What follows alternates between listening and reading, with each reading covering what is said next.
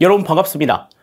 하재누리 행정학에서 2023년 9급 군무원 시험 문제, 시험 출제 문제를 가지고 여러분들 다시 찾아왔습니다. 군무원 시험 치신 여러분들 너무나 수고 많이 하셨습니다. 특히 이번에는 예년보다는 다소 조금 모집 단위가 좀 줄어든 상황에서 좀 어느 때보다도 좀 경쟁이 좀 치열했던 그런 때가 아니었나라는 생각이 좀 들어요. 그래서 실질적으로 시험을 본 친구들의 실질 경쟁률도 한 80대 1을 조금 상회하는 그 정도의 높은 경쟁률들을 일반 행정직에서는 좀 보여줬던 것 같습니다. 행정학 문제가 작년에 이제 조금 꽤나 좀 어렵게 나와서 어떻게 조금 나올까 되게 좀 걱정하는 친구들도 많이 있었고, 저 역시도 이제 강의를 하면서 군무원 시험과 관련해서는 다소 조금 예측을 하기가 좀 쉽지 않았던 그런 측면들이 좀 있었는데요. 대체적으로 지난해보다는 좀 문제가 평이한 수준이었다. 지난해보다는 좀 문제가 쉬운 수준이었다. 이렇게 볼 수가 있겠습니다.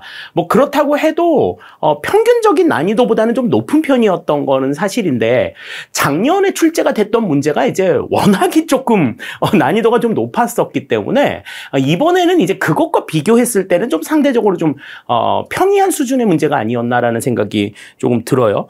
근데 이제 다소 조금 아쉬운 점은 뭐 매년마다 발생하는 문제이기는 합니다만은 출제 문제의 오류가 조금 눈에 띈 것이 이제 다소 조금 아쉬운 부분이었고, 다만 다음에 또 이제 그 난이도를 이제 좀 조정하는 데 있어서 뭐 상중하 뭐 이렇게 난이도를 조정하는 과정에 있어서 상과 중의 차이, 중과 하의 차이, 이게 너무나 좀 큰, 특히 이제 중과 하의 차이의 이 하 간의 난이도 차이는 뭐 어마어마하게 좀 큰 그런 시기여서 다소 좀 문제를 보는데, 이런 문제를 공무원 시험에 낸다고? 뭐 이런 정도의 난이도 수준의 문제였어요. 한 2문제 정도가 이제 그런 문제로 파악이 조금 됐는데요.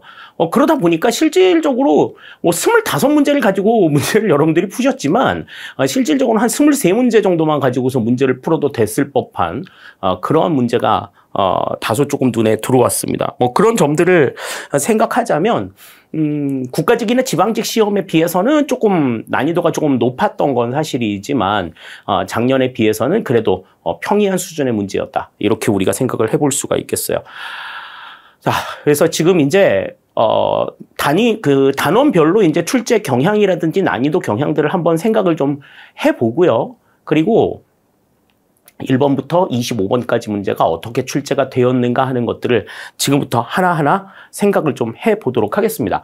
자, 우선 영역별 출제 문항 분석을 좀 살펴볼게요. 영역별 출제 문항을 살펴보시게 되면 2021년과 2022년을 보시면은 행정이론과 정책이론의 비중이 좀 상대적으로 좀 높았다. 그리고 특히 이제 그 작년에 이제 좀 특징적으로 봐야 될 건 지방행정론에서 출제가 4문제나 출제가 되어서 군무원 시험과 지방자치론이, 지방행정론이 이게 무슨 의미가 있을까? 뭐 이렇게도 생각을 하게 되는, 고개를 좀 갸우뚱하게 하는 문제들이 있었어요. 상대적으로 인사나 재무 이 부분에서는 좀 출제 비중이 좀 적었다라고 하는 것이 작년에 이제 좀 그래서 좀 문제였다, 이렇게 말씀을 조금 드렸었고요. 특히 그리고 2021년도도 보면은 뜬금없이 이제 뭐 여기에서는 지방행정론이 또 이제 출제 비중이 좀 높은 그런 상황들을 조금 보여줬었는데, 2023년도 문제를 살펴보면 2023년도 문제는 과거의 출제 비중하고 좀 생각을 해봤을 때는 영역별 출제 경향 같은 경우에는 그렇게 이상한 수준은 아니었다. 상당히 좀 평이한 수준으로 우리가 그냥 통상적으로 예측할 수 있을 법한 수준의 내용들이 나왔어요. 행정이론과 정책이론에서 48%, 거의 한 절반 정도의 문제들이 나왔었고, 그 다음에 조직인사 재무행정론들도 좀 비슷한 수준의 문제가 나왔고요. 행정환류론에서 문제가 출제가 되지는 않았습니다만은 지방행정론에서 문제가 2문제 출제가 되면서 국가직이나 지방직하고 마찬가지로 좀 고르게 영역별로는 좀 고르게 문제 출제가 좀 일어났다라고 하는 것을 생각할 수가 있겠습니다. 뭐 예전에 문제들 보시면은 예전에 뭐 보건 문제들 보면 행정이론과 정책이론에서 뭐 거의 뭐 한 15문제 정도 이렇게 출제가 되는 경우들도 있었는데 그런 정도까지는 아니지만 그래도 기본적인 이론에 좀 충실한 문제가 출제가 되었다라고 하는 것을 영역별 분포를 통해서는 좀 생각을 해볼 수가 있을 것 같아요. 자, 다음 이제 출제 문항의 난이도를 좀 생각해 보겠습니다. 상중하로 구분을 했을 때, 자, 문제가 그렇게 어려운 문제는 없었어요. 난이도 상급에서 막 이렇게 이거 뭐지? 좀 듣도 보도 못한 문제야. 뭐 이런 생각을 하게끔 하는 문제는 뭐 그렇게 눈에 띄지 않았습니다. 그냥 주로 뭐 그냥 임파워먼트를 얘기했던 22번 문제 정도가 다소 조금 낯설었다라고 생각을 할 수 있는 수준이고 나머지의 내용들은 거의 그냥 우리가 통상적으로 기본서의 수업을 통해 가지고 확인을 할 수 있었던 그런 문제들이 아니었나 싶고요.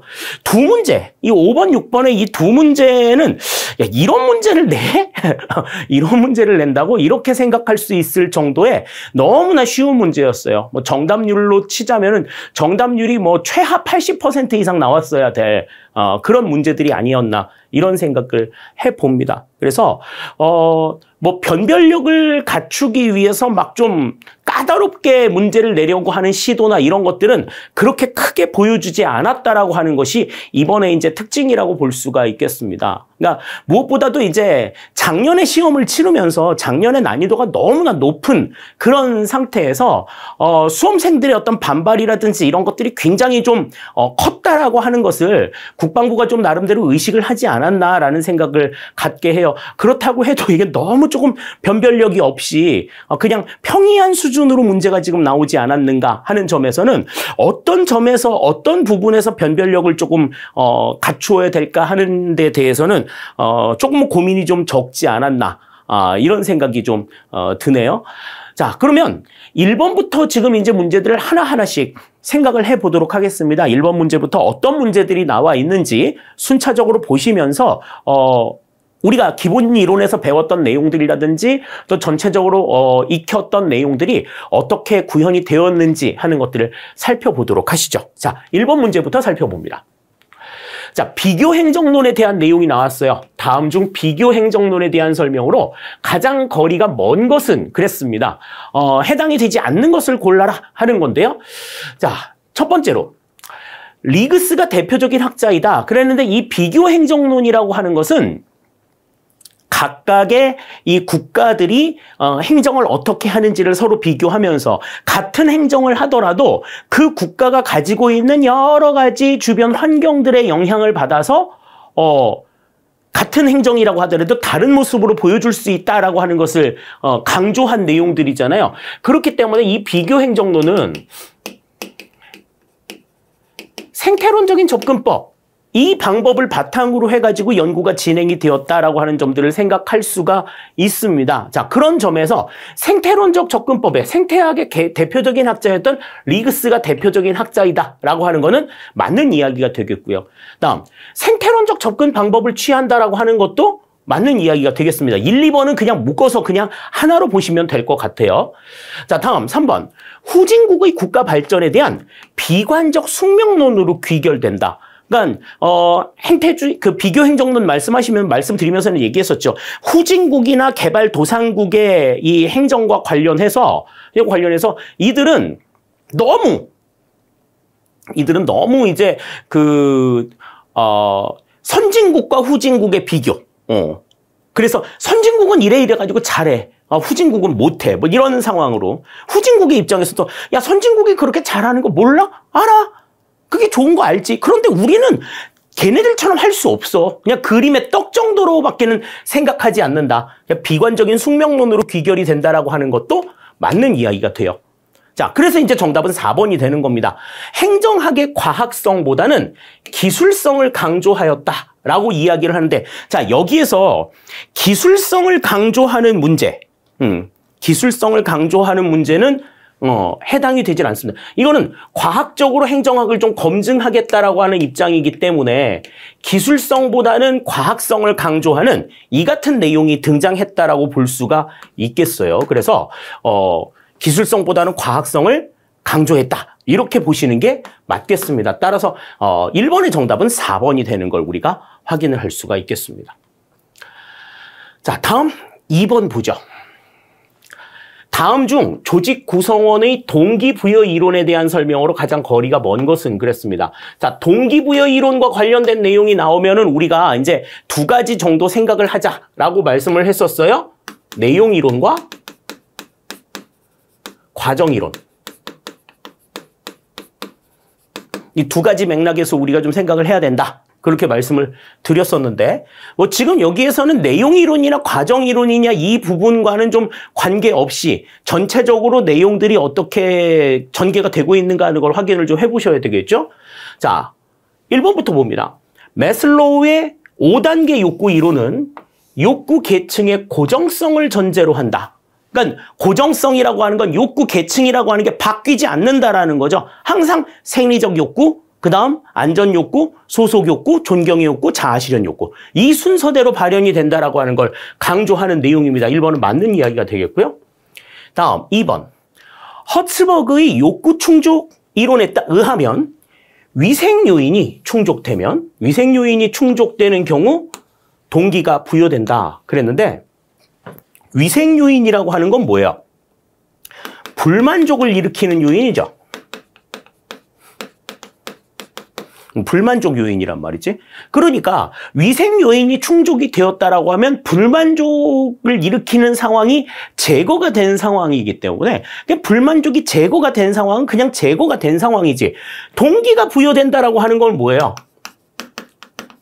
만족을 이끌어내는 상황이잖아요. 그러니까 이 위생 요인이 충족이 되는 경우는 그냥 그 불만족의 상황이 없어진 거지 만족을 불러일으키는 상황은 아니다라고 보는 거야. 동기가 부여가 되는 거는 동기 요인에 의한 거다. 만족을 불러일으키는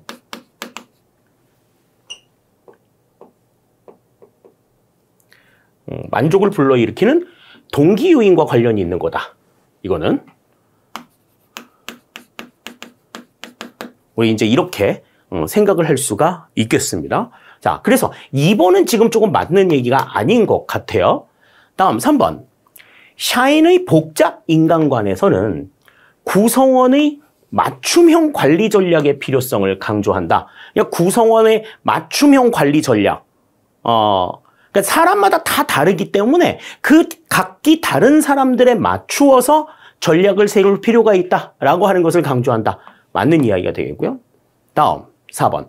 맥그리거의 XY 이론은 욕구와 관리 전략의 성장 측면을 강조한다. 그랬는데 이 XY 이론 같은 경우에는 인간의 본성 자체를 X 형태와 Y 형태로 구분을 해놓고 그 X 형태, 그러니까 좀 나태하고 게으른 사람들은 강압적인 관리, 그 다음에 알아서 좀 부지런하고 좀 좀 창의적으로 움직이고자 하는 Y 형태의 인간은 민주적인 관리. 이 각각의 욕구에 따라서 관리 전략을 달리해야 한다라고 강조를 했었죠. 4번도 맞는 이야기가 되겠습니다. 따라서 가장 거리가 먼 것을 골라라. 그러면은 여기서는 2번이 틀린 내용이다. 이렇게 우리가 생각을 할 수 있겠어요.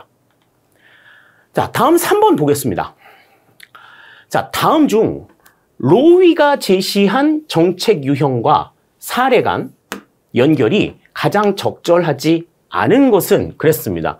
일단 로위가 제시한 정책 유형을 얘기했으니까 로위가 제시한 정책 유형 아래에서만 답이 나올 거라고 생각을 하셔야 돼요. 그래서 로위가 제시한 내용들을 보시면 분배 정책, 재분배 정책, 그 다음 규제 정책, 구성 정책.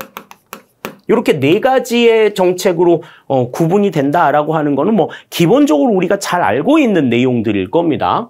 자, 그러면 거기에 대한 사례의 연결이 가장 적절하지 않은 걸 골라라 그랬으니 일단 지금 이 보기 내에서 일단 상징 정책은 빠져 있어야지 맞는 이야기가 되겠죠? 상징 정책은 알몬드와 포웰에 의해서 나온 정책이기 때문에 상징 정책은 빼놓고 보셔야 우선은 맞는 이야기일 것 같은데 지금 여기 그 연결의 내용들을 보시면 다소 조금 의아한 부분들이 나옵니다. 자, 우선 첫 번째, 규제 정책. 그래서 환경 규제, 금연 정책, 마약 단속. 이거는 규제 정책의 요소로서는 맞는 이야기가 되겠죠. 자, 다음 2번. 분배 정책인데요. 분배 정책이라고 하는 건 구성원들에게 고르게 구성원 모두에게 재화와 서비스를 제공해주는 이 같은 정책을 분배 정책이라고 얘기했잖아요. 근데 이제 종합소득세라든지 임대주택 노령연금과 같은 내용들은 이거는 재분배 정책에 해당이 되는 내용이지 분배 정책에 해당이 되는 내용이 아니다.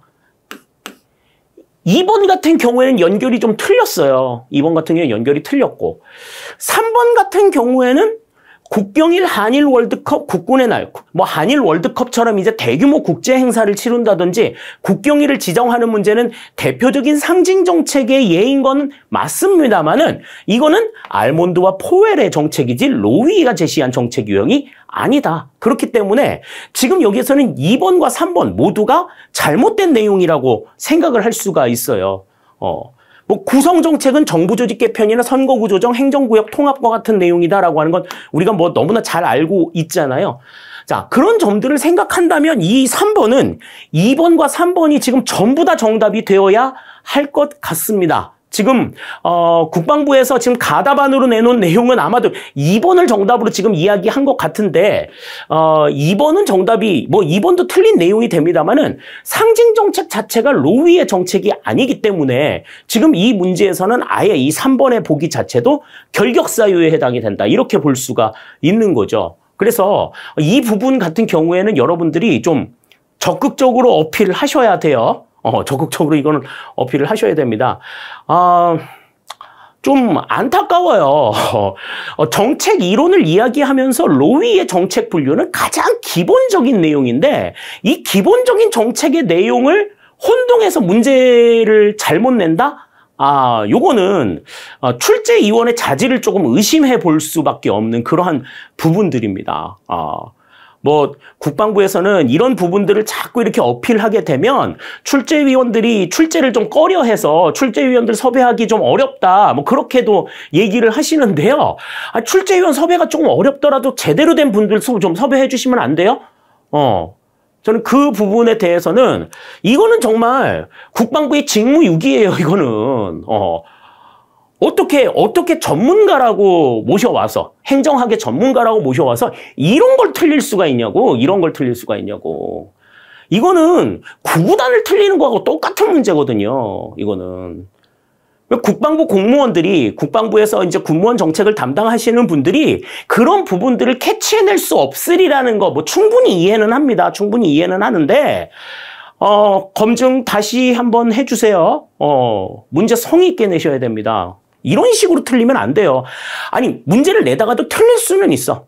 그런데, 그래, 이거는 이렇게 생각할 수 있는 여지도 있고, 이렇게 생각할 수 있는 여지도 있다. 이렇게 생각할 수 있다면, 예를 들어서 논쟁의 여지가 있다. 이렇게라도 설명할 수 있는데, 이거는 논쟁의 여지가 있다라고 얘기를 할 수도 없어요. 문제 자체가 잘못 나온 겁니다, 이거는.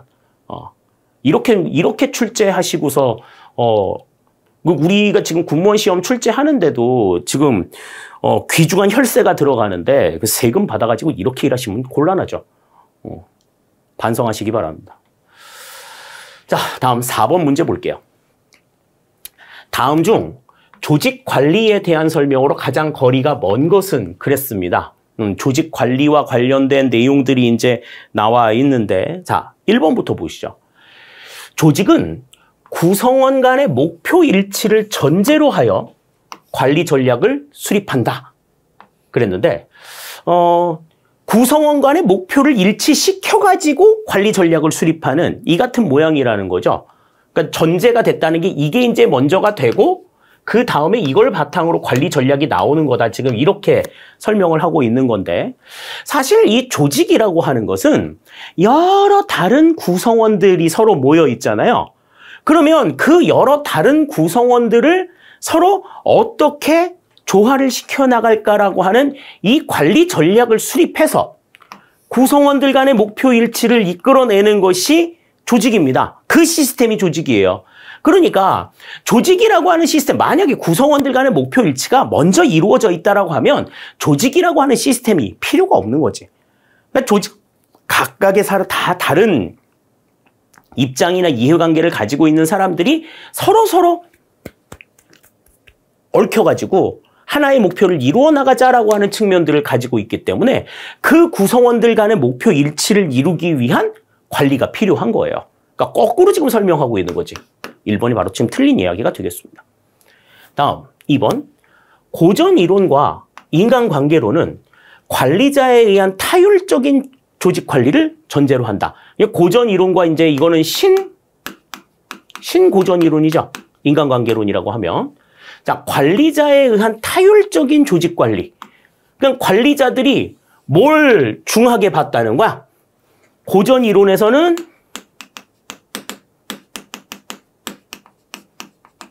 경제적인 측면. 그 다음에 인간관계론에서는 경제적인 측면이 아니라 사회적인 측면이라든지 심리적인 측면. 이런 것들을 이제 주로 봤다고 볼 수가 있는 거죠. 2번 맞는 이야기가 되겠고요.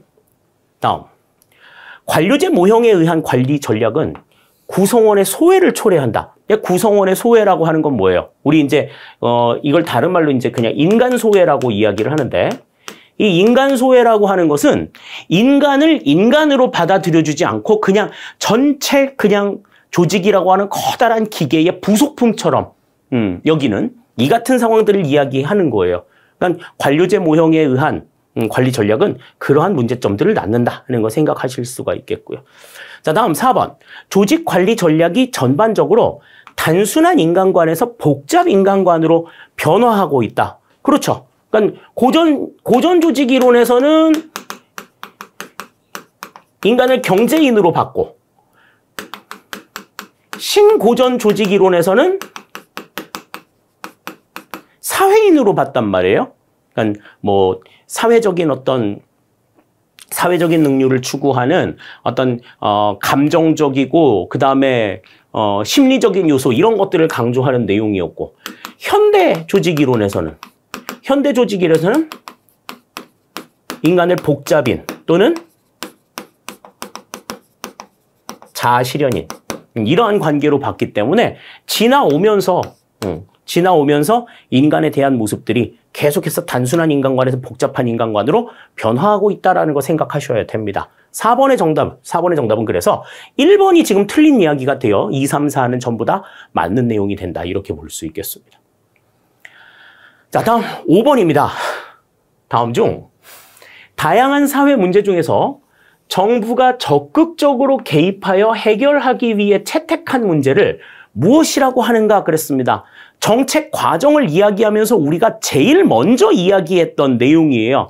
가장 기본적인 내용들이었는데 이제 정책 문제, 정책 의제, 정책 대안, 정책 주제 그랬는데 일단 정책 대안은 확실하게 아니고 그죠? 정책 문제냐, 정책 의제냐, 정책 주제냐 익숙한 걸 고르셔야 되는 거죠. 그래서 정부가 적극적으로 개입해서 해결하기 위해서 이 문제를 채택하는 것을 우리가 뭐라 그랬어? 정책 의제 설정이라고 이야기를 했고, 그때 설정이 된 문제가 뭐라는 거야? 정책 의제라는 거죠. 정답이 그래서 여기서는 2번이 되는 겁니다. 네. 그러니까 이거는 너무 어처구니가 없죠, 약간. 어처구니가. 헷갈릴 수 있는 상황들도 별로 없어. 헷갈릴 수 있는 상황들도 별로 없고, 우리가 정책 과정에서 정책 의제 설정이 처음이라고 봤고, 이 문제를 채택하는 과정을 정책 의제 설정이라고 봤다면 그 문제는 뭐야? 정책 의제가 되는 거지. 그래서 5번의 정답은 2번이 된다. 이렇게 이제 생각을 하실 수가 있어요. 문제가 좀 쉬워도 좀 너무 쉬운 그런 문제가 좀 나왔던 것 같습니다. 자, 6번 문제도 마찬가지예요. 6번 문제도 공부를 조금 어느 정도 했다라고 하면 이 문제에서 오답이 나와서는 절대로 안 됩니다. 이거는. 자, 다음 중 현재 우리나라에서 새로운 회계연도 개시 때까지 국회 예산 심의가 이루어지지 않았을 때 너무나 친절하게 예산 불성립 시라는 말까지도 나왔어. 그때 적용하는 예산 제도는 그랬습니다.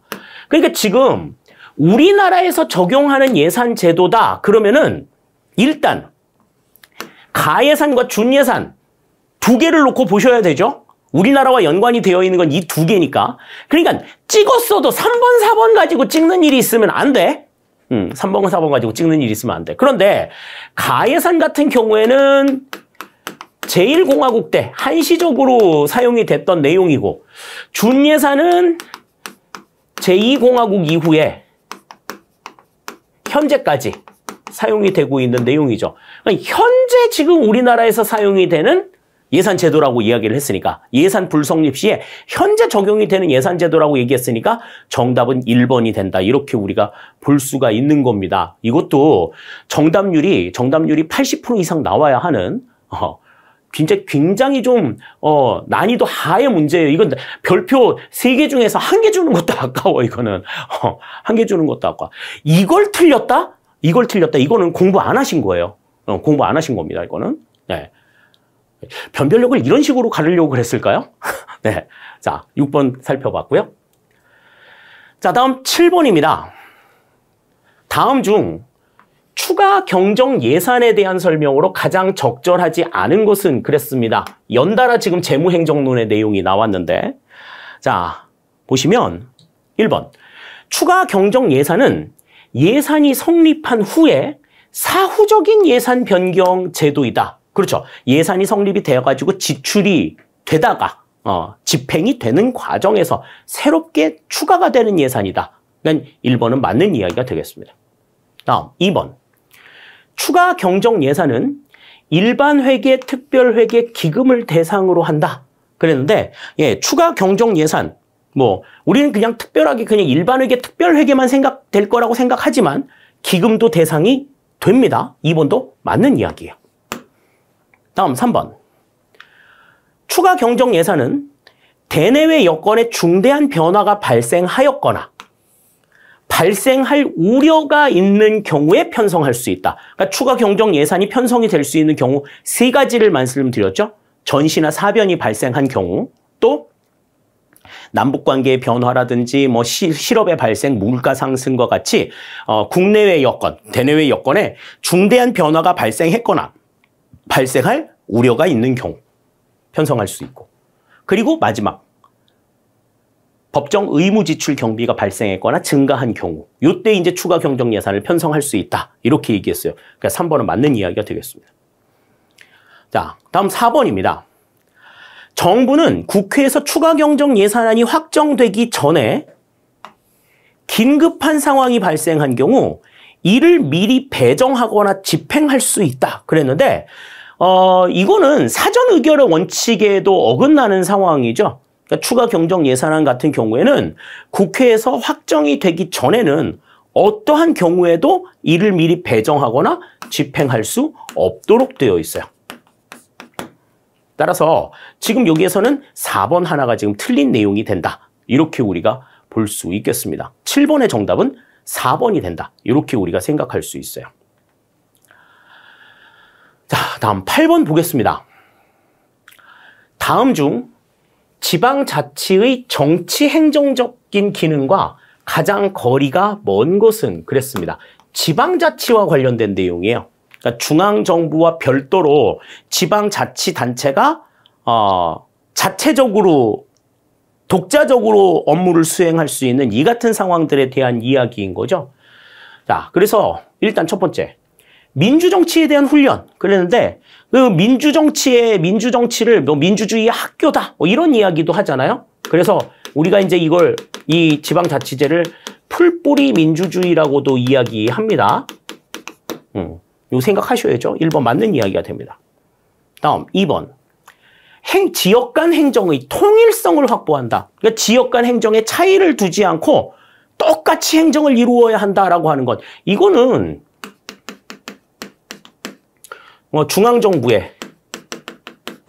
중앙정부 행정의 특징이죠. 지방정부에다가 맡길 일이 아니라 이렇게 통일성을 확보하려고 하면 중앙정부의 행정이 이루어져야 된다라고 하는 거 생각을 하셔야 됩니다. 2번이 틀린 내용이 되는 거예요.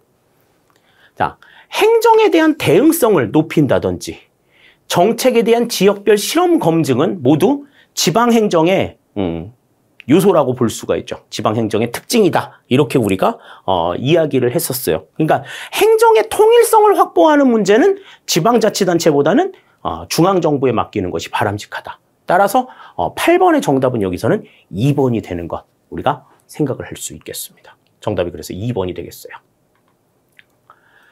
자, 다음 9번입니다. 다음 중 뉴 거버넌스에 대한 설명으로 가장 거리가 먼 것은 그랬습니다. 자, 이 거버넌스라고 하는 거는 어떤 거예요? 거버넌스는 정부가 시장이나 시민사회와 같이 연합해가지고 협력해서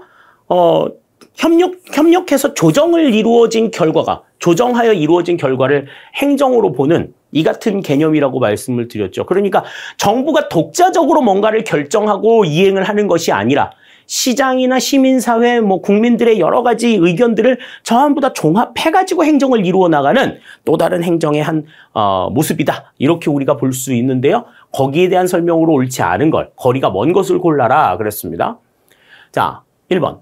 국민을 고객으로만 보는 것을 넘어 국정의 파트너로 본다. 그렇죠. 그러니까 신공공관리론의 입장에서 이제 벗어나자라는 거지 국정의 파트너로 인식을 하자라고 하는 것. 이게 이제 뉴 거버넌스의 한 핵심이라고 생각을 할 수가 있겠습니다.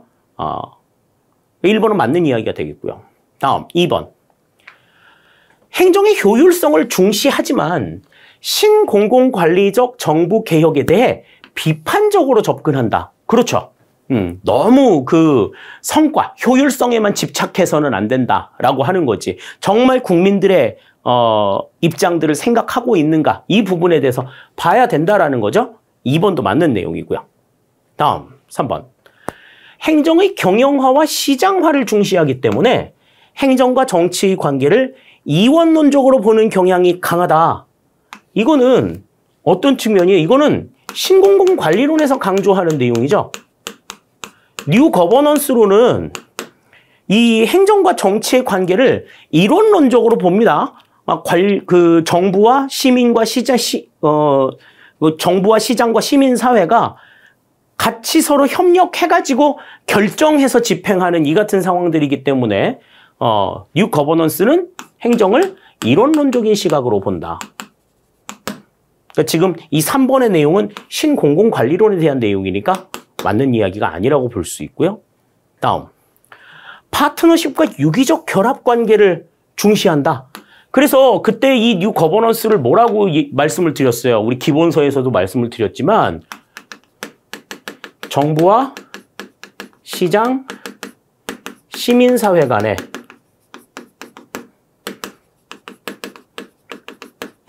협력적 유기체다. 이렇게 말씀을 드렸죠. 파트너십이나 유기적 혈압 관계를 중시한다라고 하는 건 맞는 이야기가 되는 겁니다. 따라서 9번에서는 거리가 먼 것을 골라라 그러면 3번이 정답이 된다. 이렇게 우리가 생각할 수 있겠어요. 다음 10번입니다. 다음 중 신공공관리론의 특징에 대한 설명으로 가장 적절한 것은 그랬습니다. 이제 맞는 것을 골라라. 지금 이렇게 지금 이야기하고 있는데 앞에서는 지금 뉴 거버넌스여가지고 이제 탈신공공관리론에 대한 내용을 얘기했고 바로 그 다음 문제에 지금 이제 신공공관리론에 대한 내용이 나왔어요. 자, 1번부터 봅니다.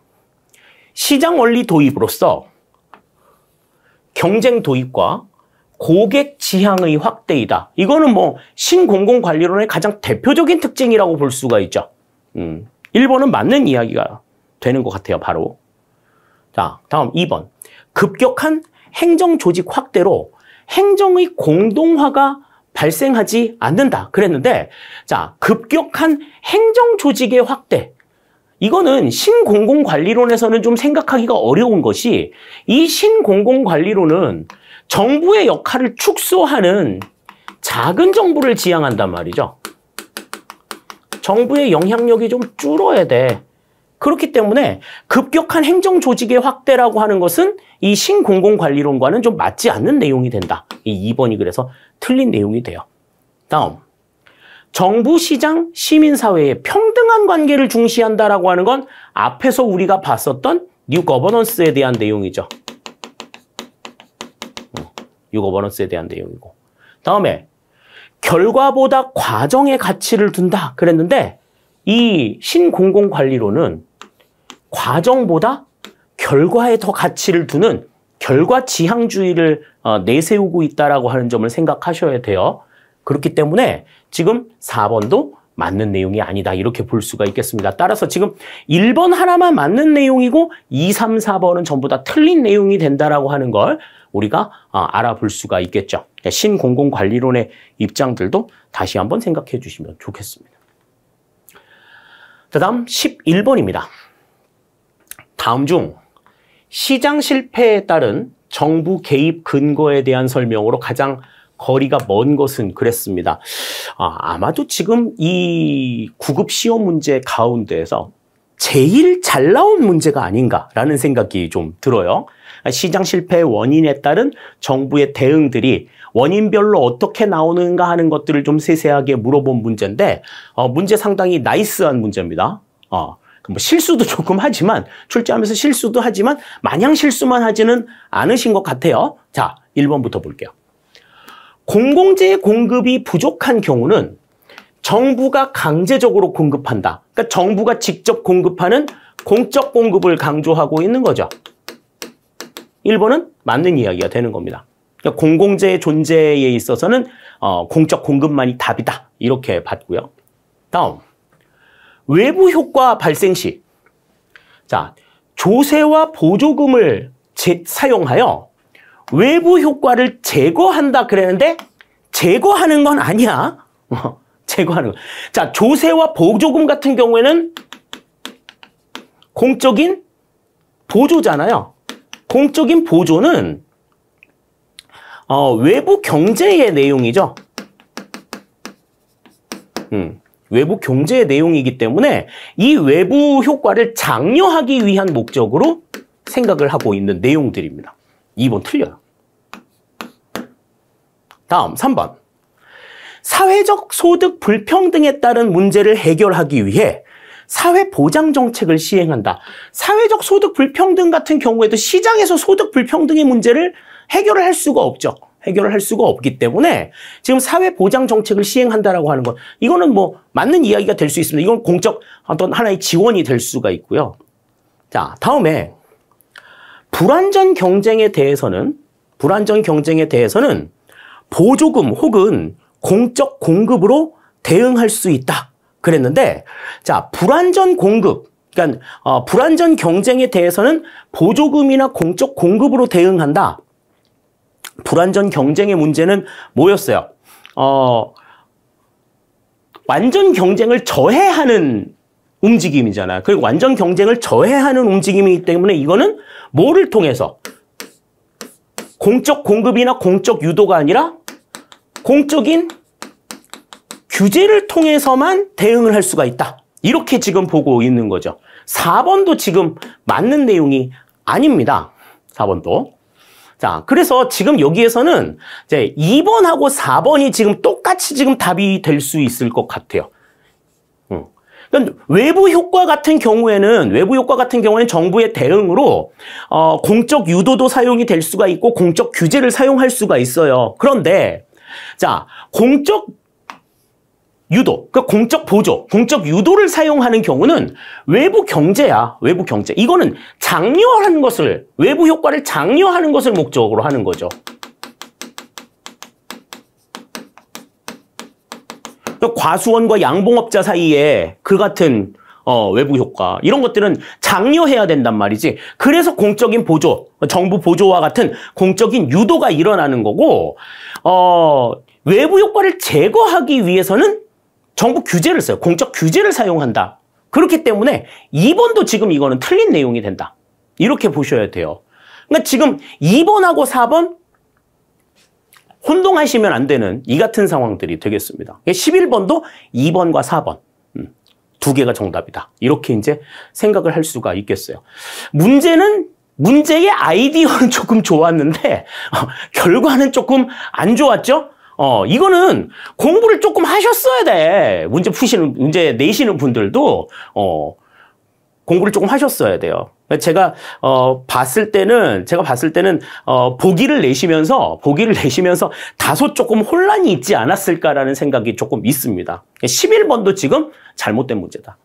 생각해 두시면 좋을 것 같아요. 이렇게 표현하는 문제들 정말 나이스한 문제거든요, 이거. 단순하게 그냥 뭐 어디에 대해서 어떤 결과가 나온다 뭐 이렇게만 설명하지 않고 조금 우리가 머릿속으로 좀 응용할 수 있도록 배운 내용들을 응용할 수 있도록 유도하는 문제의 시도는 굉장히 좋았단 말이지. 굉장히 좋았는데 결과적으로 문제가 틀린 문제가 나왔어요. 11번에는 정답이 2번, 4번 두 개가 된다. 문제 조금 적극적으로 좀 어필하시기 바랍니다. 자, 다음 12번입니다. 나카무라와 스몰 우드는 정책 결정자와 정책 집행자 간의 관계에 착안하여 정책 집행자 유형을 5가지로 나누었다. 다음 중 고전적 기술자형의 특징으로 가장 적절한 것은 그랬습니다. 고전적 기술자형. 제일 처음에 나오는 거죠. 제일 처음에. 그래서 이 결정자가 목표나 방향, 방법을 구체적으로 제시해주면 집행자는 그걸 그대로 따라가는 이 같은 상태다. 이렇게 볼 수가 있어요. 자, 그러면 가장 적절한 걸 봅시다. 1번부터 보죠. 정책 결정자가 추상적인 목표를 지지하지만 제시하는 거겠죠. 구체적인 정책 목표를 결정할 수 없기에 정책 결정자가 집행자에게 광범위한 재량권을 위임하게 되는 유형이다. 그랬습니다. 정책 결정자가 추상적인 목표를 제시한다. 그러면은 일단은 뭐 생각할 수 있어요? 이거는 협상형 다음에 나왔던 재량적 실험형에 대한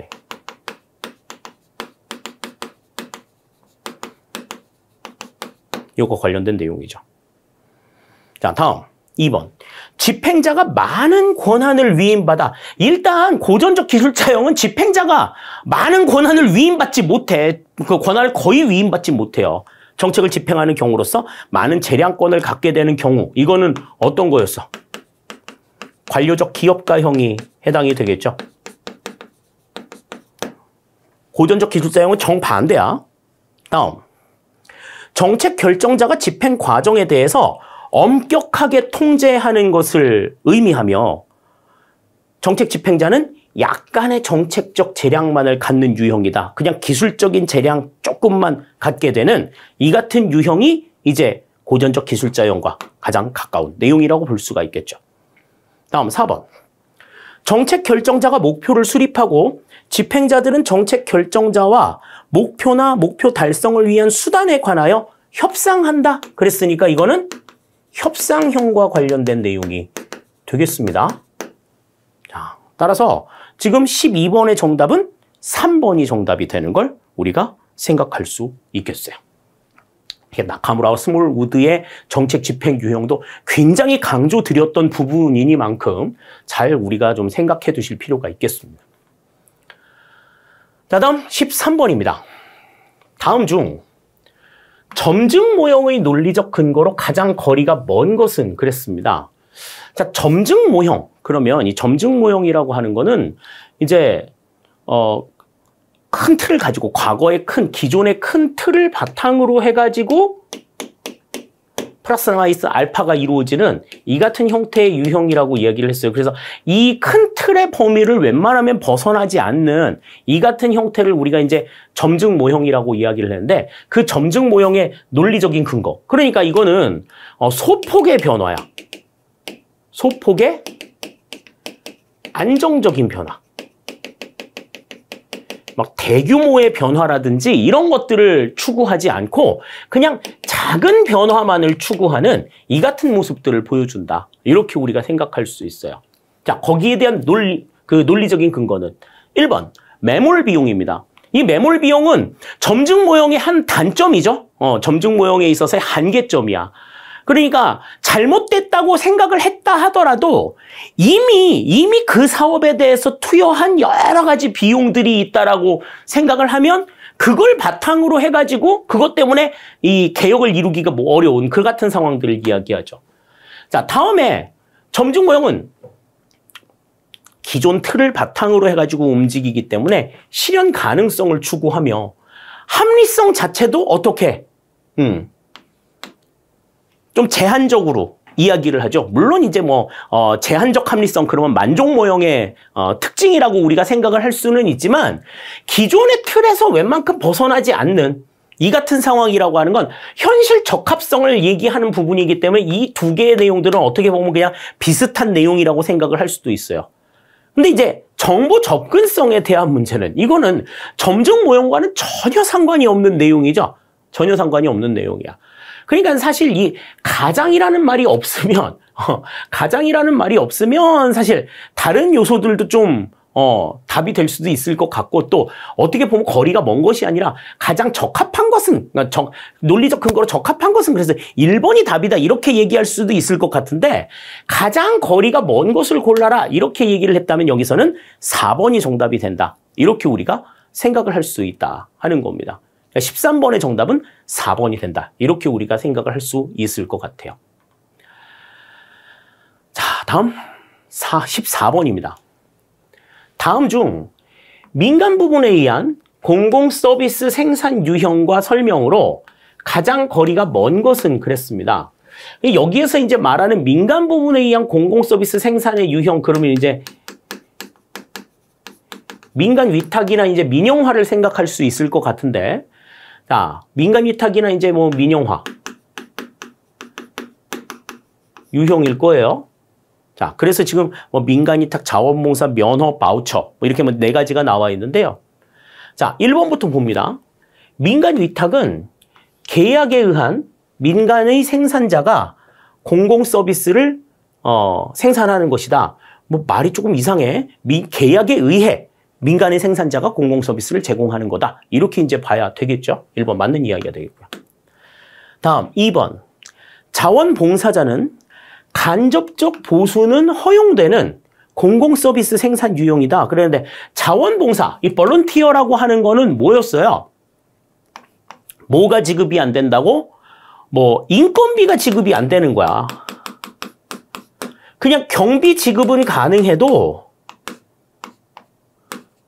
경비 지급은 가능하지만 인건비 지급은 직접적이든 간접적이든 허용이 안 되는 거야.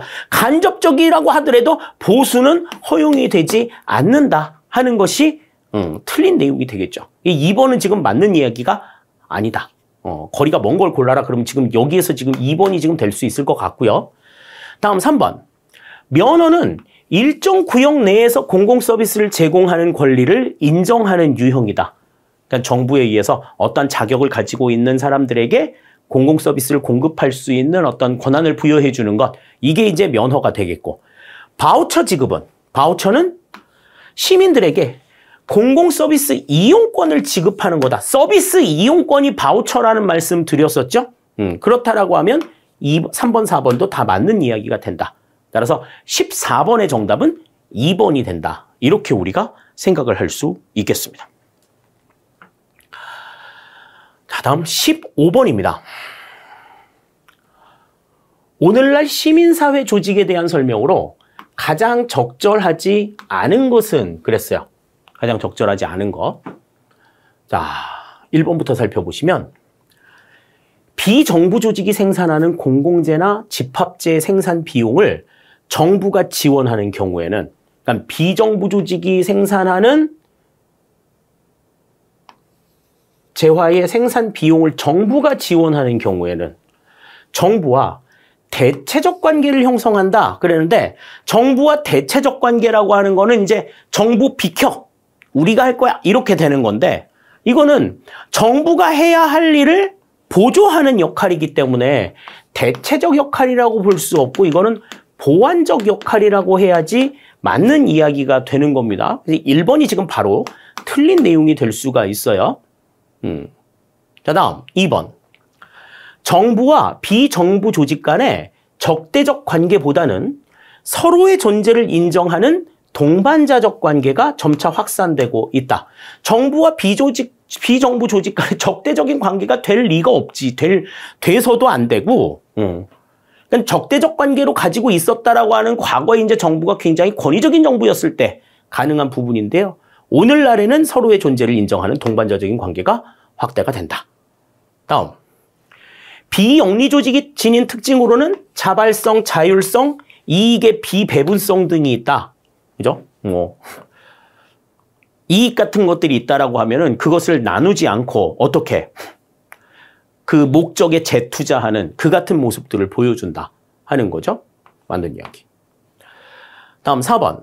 정부가 지지나 지원의 필요성을 위해 특정한 비정부 조직 분야의 성장을 유도하여 형성된 의존적 관계는 개발도상국에서 많이 나타난다. 그러니까 특정한 비정부 조직 분야의 성장을 유도하는 이 같은 상황들은 후진국에서, 정부 주도에 의해서 후진국에서 나타난다. 볼 수가 있겠습니다. 따라서 15번의 정답은 우리가 1번이다. 이렇게 생각하실 수 있겠어요. 자, 다음 16번 봅니다. 다음 중 역관제 공무원 제도에 대한 설명으로 가장 거리가 먼 것은 그랬습니다. 자, 역관제 공무원 제도라고 하는 거는 어떤 거예요? 공직 임용 기준이 왕이나 정당에 대한 충성도,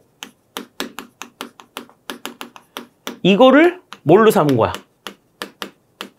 관직 임용의 기준으로 삼은 이 같은 제도가 역관제 공무원 제도죠. 자, 그러면 거기에 대한 설명으로 가장 거리가 먼 것 그랬어요. 자, 1번 봅니다. 공직에 대한 민주적 교체가 가능하다. 자, 공직에 대해서 여러 사람들이 민주적으로 교체할 수 있습니다. 있어요.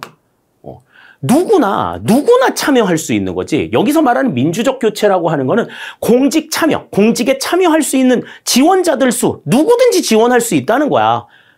누구나 지원할 수 있어서 누구나 관직에 들어갈 수 있다라는 거죠. 1번 맞는 이야기가 됩니다. 다음 2번. 우리나라 고위 공무원 제도에도, 우리나라 공무원 제도에도 역관제 요소가 작동하고 있다. 뭐 가장 대표적인 게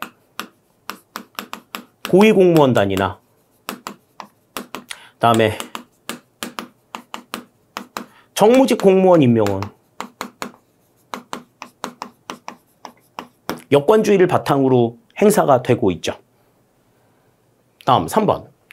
행정의 안정성과 중립성에 도움이 된다. 그러는데 행정의 안정성과 중립성에 도움이 되는 것은 역관제가 아니라 이거는 실적주의 공무원 제도죠. 실적주의 공무원 제도의 특징이기 때문에 3번은 맞는 내용이 아니다. 이렇게 볼 수가 있고. 자, 개방형 인사 제도이다. 그랬는데, 개방형 인사 제도라는 건 외부에서 임용하는 건 내부에서 임용하는 게 아니고, 그러니까 4번도 지금 맞는 이야기라고 생각할 수가 있습니다. 따라서 역관제 공무원 제도에 대한 설명으로 거리가 먼 것을 골라라. 그럼 여기서는 정답이 3번이 된다. 이렇게 우리 생각할 수 있을 것 같아요. 자, 다음 17번 봅니다. 다음 중 전략적 인적 자원 관리에 대한 설명으로 가장 거리가 먼 것은 그랬습니다. 전략적 인적 자원 관리라고 하면 단기간에 어떤 사람의 역량을 이렇게 끌어올리는 이런 노력들이 아니고 좀 이 사람을 키워가지고 몇 년 뒤에 3년 뒤에, 5년 뒤에, 10년 뒤에 어떻게 쓰겠다라고 하는 중장기적인 계획을 가지고서 인사를 해나가는 제도가 전략적 인적 자원 관리에 해당이 된다고 볼 수가 있어요. 자, 거기에서 이제 가장 거리가 먼 것을 골라라 그랬는데, 자, 1번. 장기적이며 목표 성과 중심적으로 인적 자원을 관리한다. 그렇죠? 1번 맞는 이야기가 됩니다. 다음. 조직의 전략 및 성과와 인적 자원 관리 활동 간의 연계에 중점을 둔다. 그러니까 인적 자원 관리를 통해 가지고 조직의 전략과 성과를 도출해내는 이 같은 과정들을 중시하는 거죠. 2번도 맞는 이야기가 되겠고. 다음 3번. 인사 업무 책임자가 조직 전략 수립에 적극적으로 관여한다. 그렇죠. 인사를 어떻게 하느냐에 따라서 조직의 성과가 달라질 수 있는데, 그러니까 인사 담당자가 굉장히 중요한 몫을 차지한다. 이렇게 볼 수 있습니다. 1, 2, 3번 지금 다 맞는 이야기라고 볼 수 있는데 4번이 지금 틀린 내용이 되겠죠. 개인의 욕구는 조직의 전략적 목표 달성을 위해 희생해야 한다라고 하는 건 바로 바람직하지 않지. 전략적인 인적 자원 관리를 한다라고 하면 조직의 목표와 조직 목표와 개인 목표 간에 조화를 추구한다. 전략적 인적 자원 관리에서 강조가 되는 것은 조직 목표와 개인 목표 간의 조화다. 이렇게 우리가 생각을 하시면 되겠어요. 따라서 지금 17번에는 여기서는 가장 거리가 먼 거, 4번이 정답이 된다. 이렇게 우리가 생각할 수 있겠습니다. 다음 18번 보죠. 다음 중 성과주의 예산의 장점으로 가장 거리가 먼 것은 그랬습니다. 성과주의 예산과 관련해서는 앞에서도 우리가 기본 시간에 이야기할 때도 충분하게 말씀을 드린 바가 있었어요. 그러니까 그 내용들을 좀 생각해 보시면 될 것 같은데, 자, 1번부터 봅니다. 프로그램을 이용하여 장기적인 계획과 연차별 예산이 유기적으로 연계된다. 그랬는데 장기적인 계획과 연차별 예산이 유기적으로 연계되는 특징을 가지고 있는 예산은 뭐였어요? 우리가 성과주의 예산 다음에 봤었던 계획예산 제도였죠.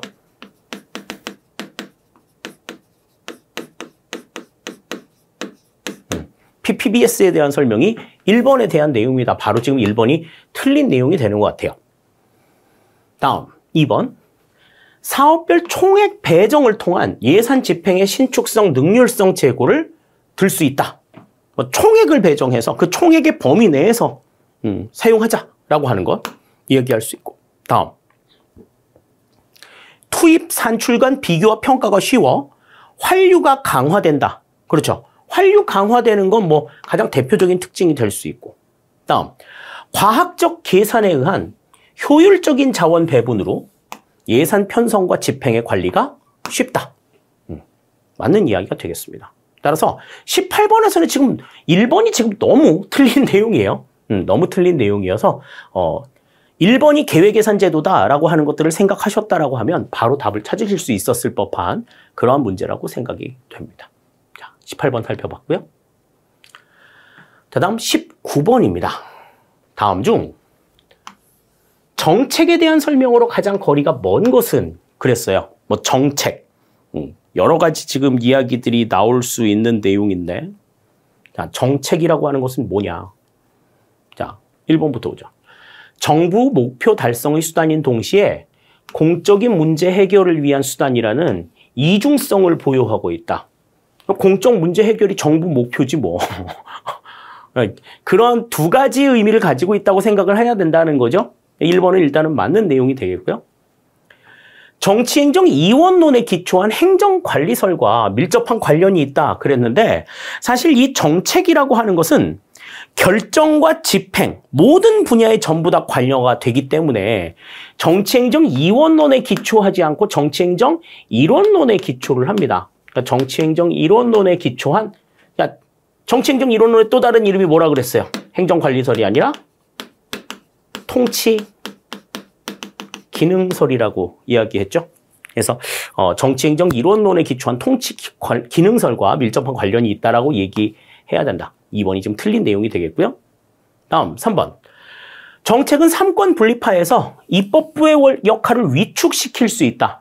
그러니까 정책을 결정하는 그 주 역할을 담당하고 있는데, 이제 이 행정부가 만약에 이론론적인 관점에서 행정부가 나서게 된다라고 하면 입법부의 역할이 위축이 될 수도 있겠죠. 다음 4번. 정책 결정은 공적인 의사결정 과정으로서 복수의 단계와 절차로 이루어진다. 정책 결정의 절차, 여러 가지가 있었습니다. 목표를 설정하는 것부터 대안 탐색 분석, 그렇게 해서 최적의 대안을 결정하는 과정들까지 복수의 단계와 절차로 이루어진다. 맞는 이야기가 되겠습니다. 따라서 19번에는 정답이 2번이 된다. 이렇게 우리가 생각할 수 있겠네요. 자, 다음 20번입니다.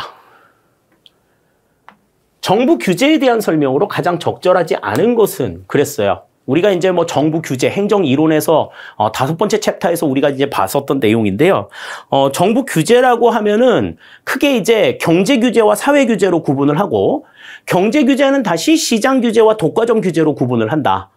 그래서 그 경제 규제가 아닌 나머지는 전부 다 사회 규제로 이해하자. 우리 이제 그렇게 정리를 했었습니다. 자, 그 내용을 바탕으로 해서 이제 좀 생각을 해보죠. 1번.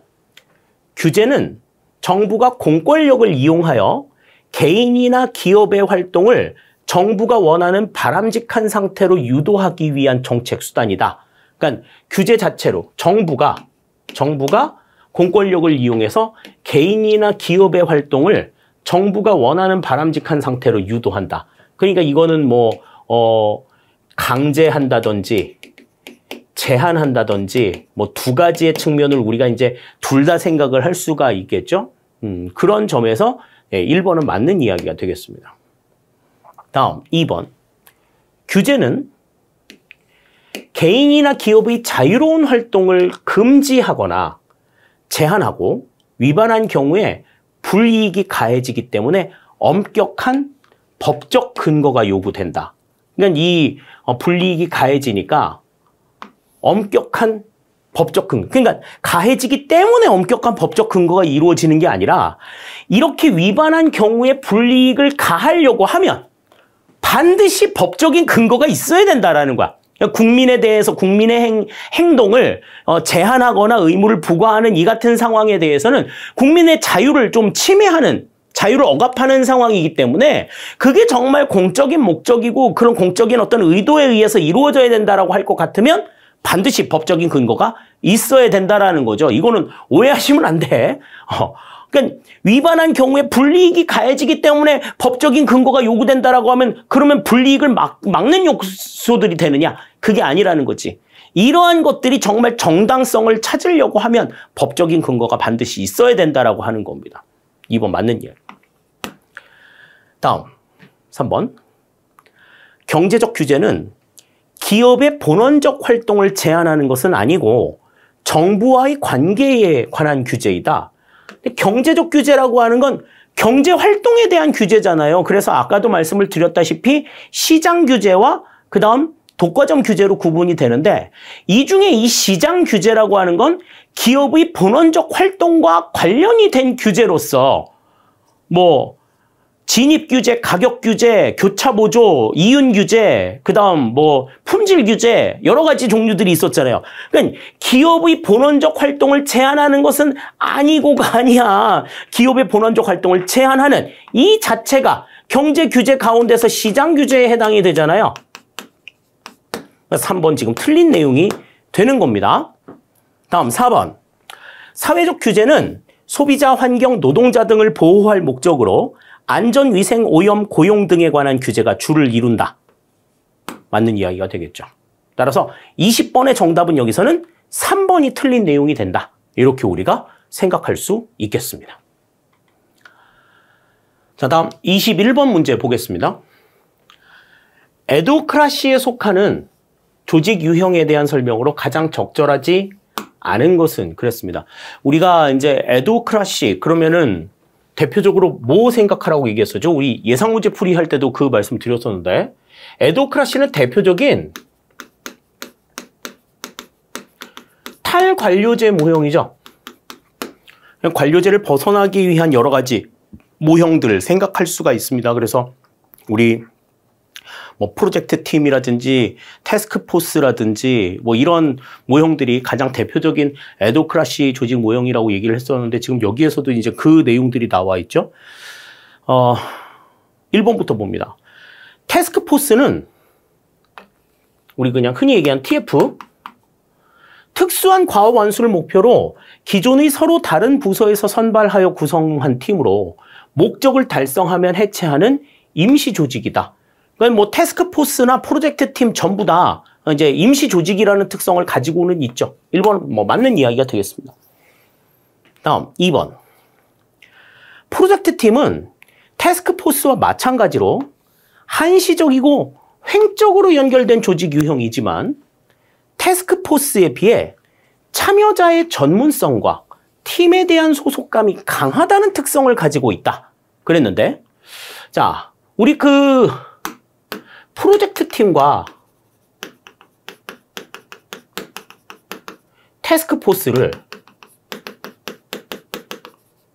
비교할 때 어떤 이야기 했었어요? 프로젝트 팀 같은 경우에는 각 부서에서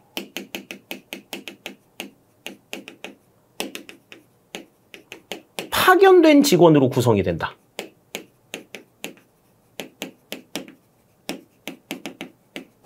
여기서 이제 강조가 되는 건 파견이죠.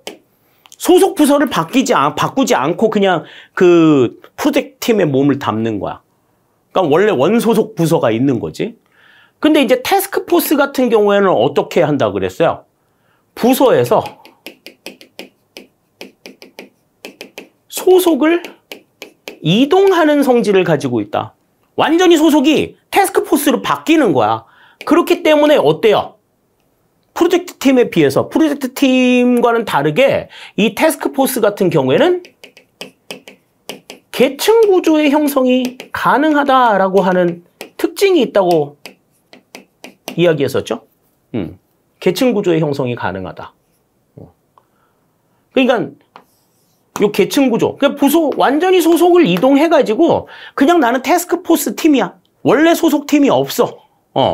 그런 상황이라고 하면 이 팀에 대한 소속감이 훨씬 더 강한 거는 태스크포스가 훨씬 더 강하지 프로젝트 팀이 더 강할 수가 없죠.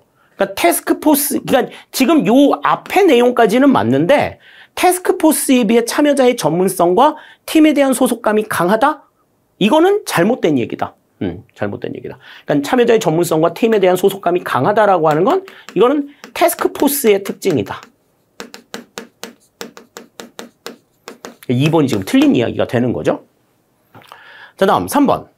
매트릭스 조직은 기능 중심의 수직적 분화가 되어 있는 기존의 지시 라인에 횡적으로 연결된 또 하나의 지시 라인을 인정하는 이원적 권위 계통을 가진다. 그러니까 매트릭스 조직 같은 경우에는 기능부서와 그 다음에 여기서 말하는 또 하나의 지시 라인이라고 하면 이제 사업부서가 되겠지. 그래서 기능구조와 사업구조의 화학적 결합을 추구한 구조라고 이야기를 했잖아요. 3번은 맞는 이야기가 되겠고. 다음 4번. 네트워크 조직은 전체 기능을 포괄하는 조직을 중심에 놓고 다수의 협력체를 묶어 일을 수행하는 조직 형태이다. 그런데 이제 우리가 내용에서 배울 때는 이 네트워크 조직 같은 경우에는 핵심 기능만 본부에서 담당을 하고 나머지 이제 부수적인 업무는 외주를 주는 이 같은 조직 구조라고 우리가 배웠어요. 그런데 이제 생각을 해보면 지금 이 네트워크 구조에서 오롯이 핵심 기능만 하느냐? 그건 아니잖아. 부수적인 업무들도 관리를 전부 다 하죠. 따로따로 관리를 해야 된다는 점이 문제이기는 하지만 이 핵심 기능을 주 업무로 하면서도 부수적인 업무들이 어떻게 되는지 전체적인 기능들을 포괄한단 말이에요. 그러니까 지금 여기 4번의 얘기는 틀린 이야기가 아닙니다. 그래서 틀린 이야기가 아니에요. 그래서 전체 기능을 포괄하는 조직을 중심에 놓고 다수의 협력체를 묶어서 일을 수행하는 조직 형태다. 맞는 이야기가 되는 겁니다. 따라서 21번의 정답은 여기서는 2번이 정답이 된다. 이렇게 우리가 생각을 할 수가 있겠어요. 그러니까 에드호크라시가 가지고 있는 조직의 특징들이 무엇이 있는가 하는 것들을 다시 한번 분명하게 생각을 해두시면 좋겠습니다. 자, 다음 22번입니다. 조직 개혁에 있어서 임파워먼트에 대한 설명으로 가장 적절하지 않은 것은 그랬습니다. 자, 이 임파워먼트라고 하는 거는 쉽게 말해서 이건 어떤 거냐면 조직이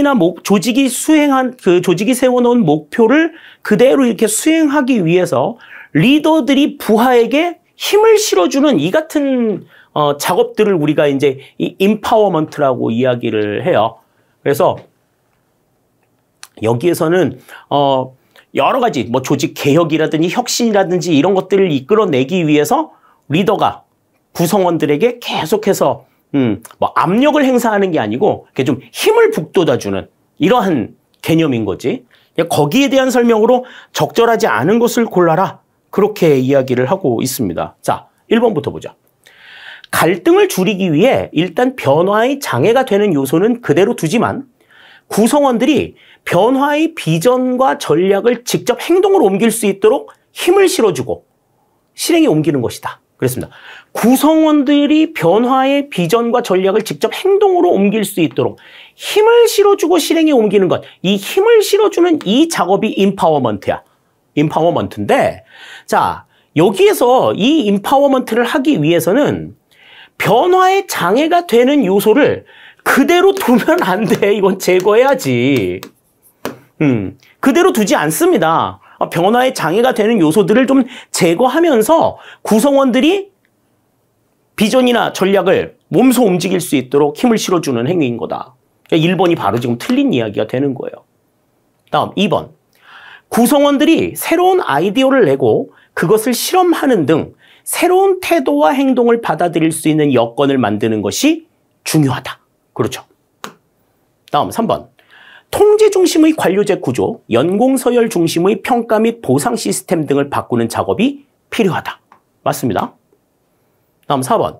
변화 관리에 관한 기법들이 구성원들에게 체계적으로 전달되어 추진팀이 해체되더라도 자율적이고 지속적인 변화가 가능하도록 만들어야 된다. 그러니까 그 팀이 있을 때만 뭔가 바뀌는 것처럼 할 게 아니라 팀이 없어지고 나서도 계속해서 그게 이제 내재화 될 수 있도록 만들어야 된다라는 거죠. 2, 3, 4번은 다 맞는 내용이 되지만 지금 1번의 내용은 확실하게 틀린 내용이 된다. 이렇게 우리가 생각할 수 있겠습니다. 22번의 정답은 1번이 되겠어요. 그 다음 23번입니다. 고위 공무원단에 대한 설명으로 가장 적절하지 않은 것은 그랬습니다. 고위 공무원단 뭐 굉장히 많이 강조했던 내용들인데요. 자, 1번부터 볼게요. 고위 공무원단은 실국장급 공무원을 적재적소에 활용하고 개방과 경쟁을 확대하여 성과 책임을 강화하고자 하는 전략적 인사 시스템이다. 우리가 뭐 1급에서 3급에 해당이 되는 공무원들을 이제 개방형으로 뭐 임용하는 이 같은 상황들을 생각을 했었죠. 1번 맞는 이야기가 됩니다. 자, 기존에 1, 3급이라는 신분 중심의 계급을 폐지하고 직무의 난이도와 책임에 따라 가급과 나급으로 직무를 구분한다. 그렇습니다. 다음, 민간과 경쟁하는 개방형 직위제도와 타 부처 공무원과 경쟁하는 공모직위제도를 두고 있다. 그러니까 개방형 제도는 이제 민간하고 경쟁하는 거고 공모직위제도는 공직 내부에서 공무원들끼리 서로 지원해서 자리를 옮겨갈 수 있는 그 같은 제도라고 말씀을 드렸죠. 그래서 공모직위제도 같은 경우에는 지방직 공무원이 국가직 공무원으로 옮겨갈 수 있는 하나의 발판이 될 수도 있다. 이런 말씀 드렸어요. 심화 내용에서 이 부분들 구분을 해드렸습니다. 다음 4번. 특히 경력에서 자격이 있는 민간인과 공무원이 지원하여 경쟁할 수 있는 경력 개방형 직위 제도도 도입되었다. 그랬는데 이 경력 개방형 직위 제도라고 하는 것은 경력에서 자격이 있는 민간인만을 대상으로 하고 있어요. 공무원은 대상이 되지 않습니다.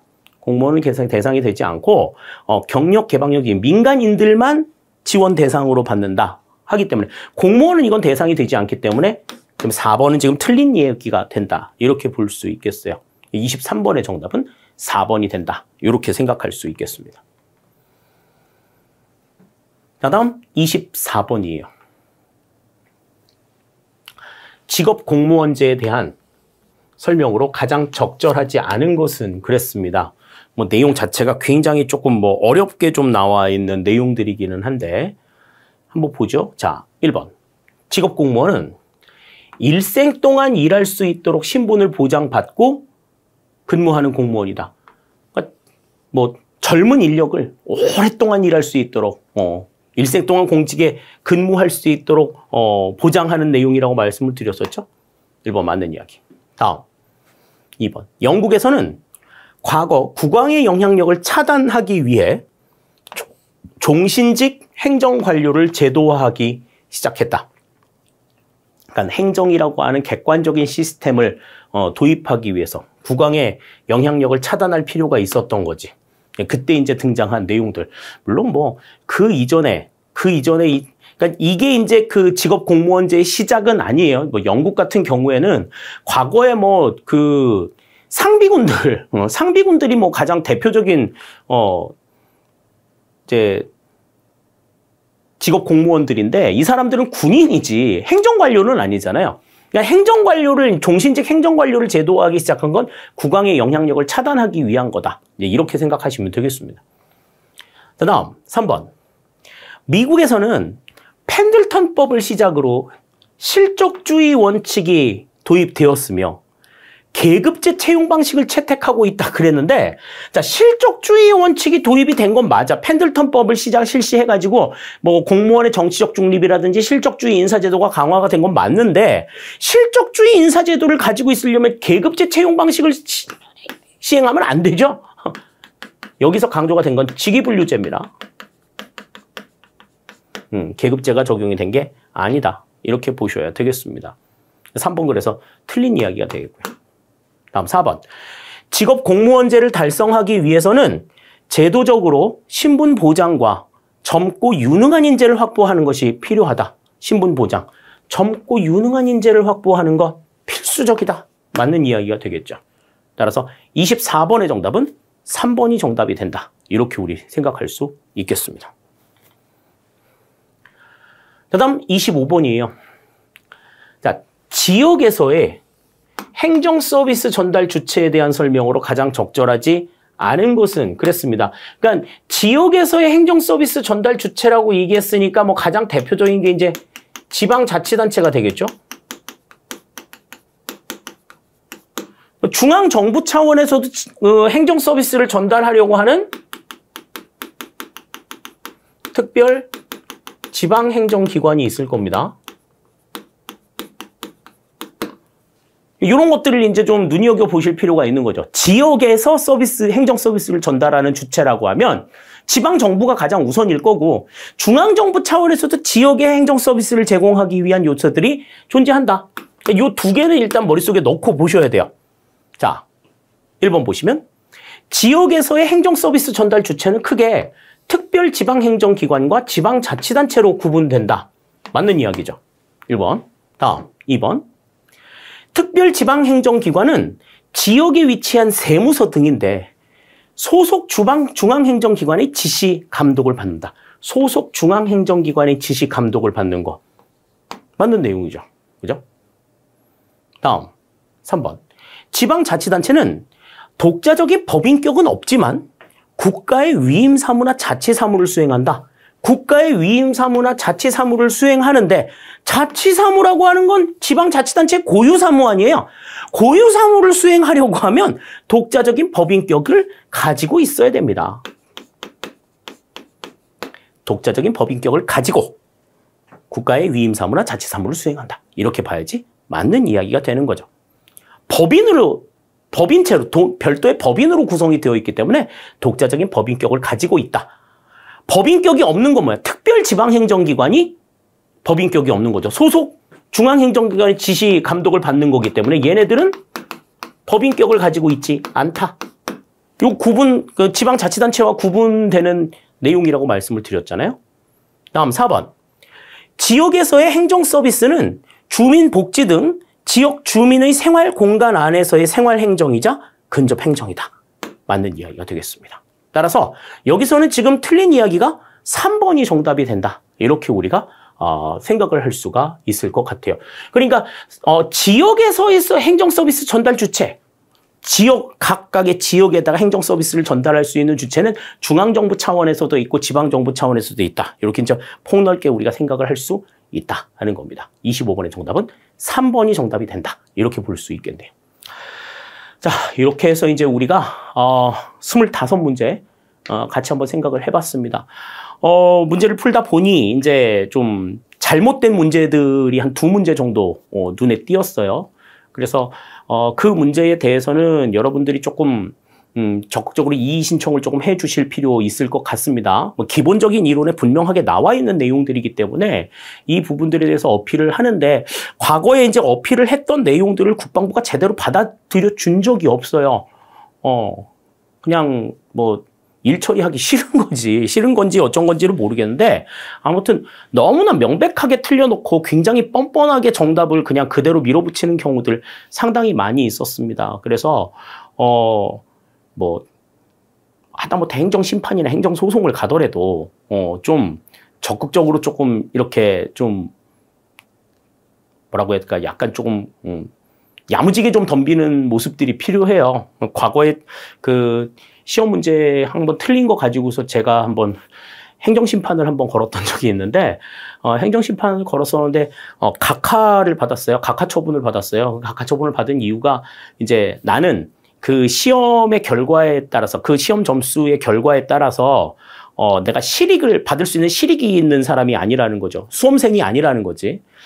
그게 이제 가장 큰 이유였는데요. 여러분들 같은 경우에는 그렇지가 않잖아요. 지금 한 문제 때문에 당락이 바뀔 수 있는 그러한 상황들입니다. 그러니까 지금 최소한 지금 이 두 문제 같은 경우에는 거의 빼박이다시피 한 내용들이니만큼 여러분들이 좀 적극적으로 어필하셔서 올바르게 좀 바로 잡는 것이 여러분들에게도 유익이 되지만 앞으로 공무원 시험을 준비하는 여러 수험생들에게도 상당히 좀 긍정적인 효과들을 가지고 올 수 있는 그러한 부분이라고 생각을 합니다.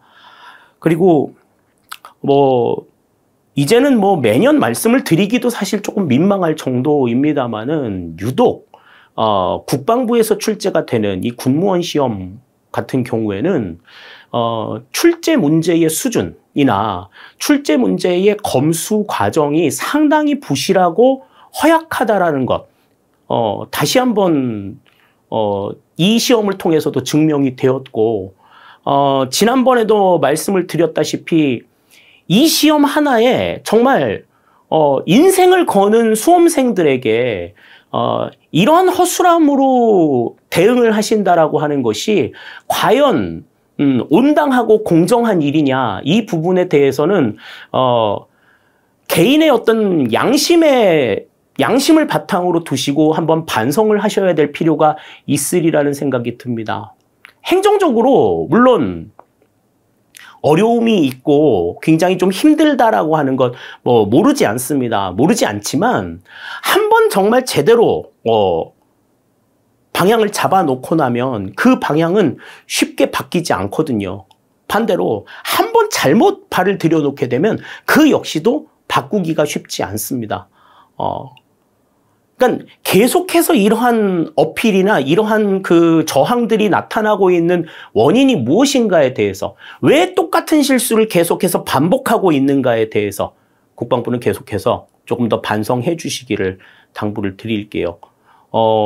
틀린 문제들이 나와서 문제의 오류로 인해 가지고 당락이 결정이 되는 많은 수험생들이 다시는 군무원 시험 안 봐라고 생각하면서 군무원 시험을 포기하는 경우들이 너무나 많이 있습니다. 그런데 그들이 그러든 말든 군무원 할 사람은 많아라고 생각을 하시고 계시는지는 모르겠지만 계속해서 언론에서 공무원에 대한 안 좋은 이미지를 계속해서 이렇게 보여주고 있고, 또 군무원도 매한가지죠. 비전투 인력이라고 하는데 군사훈련 시킨다, 여러 가지 측면에서 규정에 육군 복무 규정에 맞지 않는 근무 여건들을 계속해서 강요한다라는 듯 여러 가지 이야기들이 지금 나오고 있지만 그래도 국가를 위해서 내가 군에서 일하고 싶다라고 뜻을 세우고 있는 젊은이들이 굉장히 많은 상황에서는 그들에게나마 최소한의 성의라도 보여주시는 것이 행정부처의 소임이 아닌가라는 생각을 가져봅니다. 내년에는 조금 오류 없이 정말 깔끔한 문제 풀 수 있었으면 좋겠어요. 매년마다 출제하는 데 있어서 오류가 나타나다 보니 이 문제를 볼 때마다 국가직 지방직을 보는 것보다 훨씬 더 좀 신중하고 신경 써서 봐야 되는 그러한 상황들이 눈에 띄거든요. 봐도 이게 조금 이게 정말 맞나? 이런 의구심을 갖게 만든단 말이죠. 그런 점들 생각하시면서 문제 출제 조금 신경을 써 주시기를 당부를 드리겠습니다. 부디 이 내용들은 좀 출제하시는 분들도 좀 보셨으면 좋겠는데요. 자, 이제 문제를 푸시는 수험생의 입장에서는 이 지금 출제가 된 문제들 자체도 이제 공무원 시험의 하나의 경향입니다. 다른 어떤 문제들보다 상당히 좀 지엽적으로 출제가 되고 있고 또 그 표현하는 방식이나 이런 것들도 상당히 조금 높은 수준은 좀 어렵게 설명을 하고 있는 내용들이기 때문에 여러분들이 이해를 하기 다소 조금 어려운 측면들이 있을 수 있어요. 그러니까 단순하게 암기하는 문제를 가지고서는 고난이도의 문제를 해결하기는 어렵다라고 하는 점들은 뭐 계속해서 강조를 드리지 않습니까?